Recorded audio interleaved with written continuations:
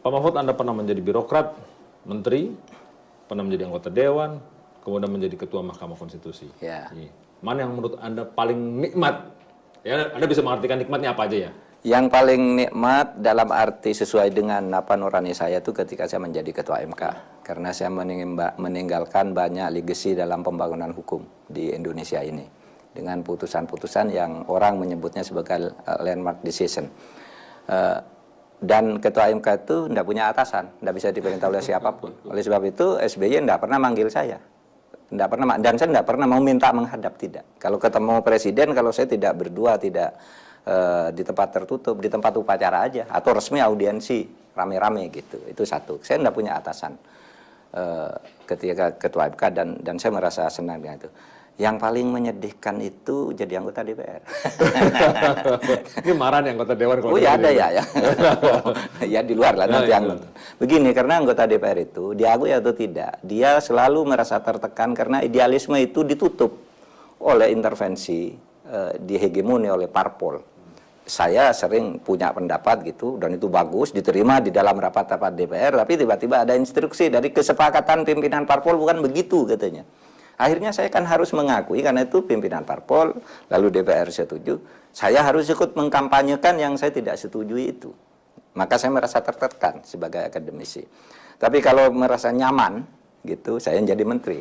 Nah, menteri itu protokolernya kelas 1 ya, karena Menhan. Menhan itu salah seorang yang di antara 3 menteri yang kalau presiden berhalangan, dia bisa jadi presiden bersama, kan.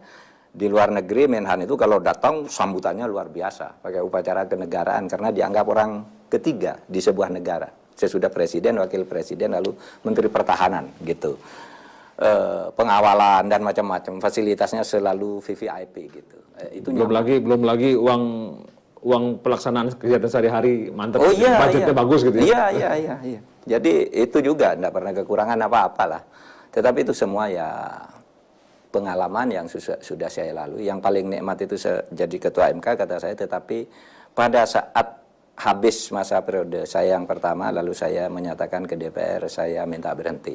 Meskipun saya masih punya hak sekali lagi dan dapat prioritas untuk terus. Untuk dipilih kedua kali. Kenapa Anda mengatakan seperti itu? Ya pada waktu itu ini saya sudah berprestasi dan saya ingin ada sirkulasi yang baik dan saya ingin bebas ngomong politik, menilai situasi negara dan sebagainya. Kalau jadi ketua MK kan tidak boleh menilai ini, menilai itu. Nanti kalau jadi perkara sudah ada konflik. Itu karena Anda suka menilai tadi? Iya.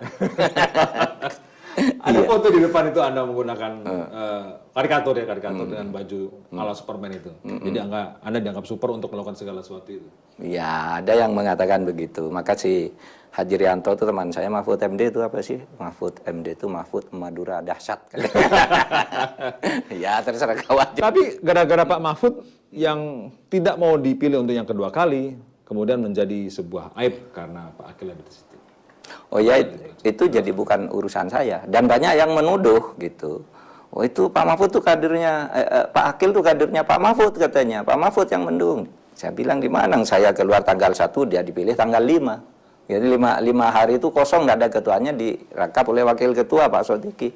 Baru hari ke-5 dia dipilih, saya tidak ikut campur. Tetapi bahwa saya sudah terpilih saya katakan baik, ya baik. Masa saya mau katakan jelek gitu? Kan tidak boleh. Lalu terjadi aib yang dampaknya sampai sekarang saya kira ya, sampai sekarang. Pak Mahfud sekali lagi di penghujung, kalau kita ini melihat tadi diskusi kita bahwa ada persoalan ini, persoalan itu, ada masalah ekonomi yang juga masih belum selesai, belum naik-naik, ada hukum yang saya masih pesimis dan diamini oleh Pak Mahfud.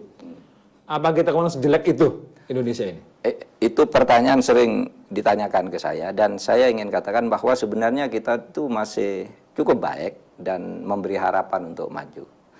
Sekurang-kurangnya lebih baik dari beberapa negara dan beberapa kawasan lain. Misalnya di Afrika itu pemilunya selalu curang gitu ya. Seperti contoh Robert Mugabe itu pemilu ya. Dia pemilu lalu kata suara itu diangkut ke kantor kepresidenan, dia hitung sendiri lalu diumumkan saya menang 92% katanya. Tidak ada saksinya siapa yang menghitung dan sebagainya. Itu kan jorok demokrasi. Tapi juga kita jauh lebih baik misalnya dibandingkan dengan situasi di Syria. Terlalu ekstrim membandingkan dengan Syria. Ya, Syria, Turki, Afghanistan, Pakistan.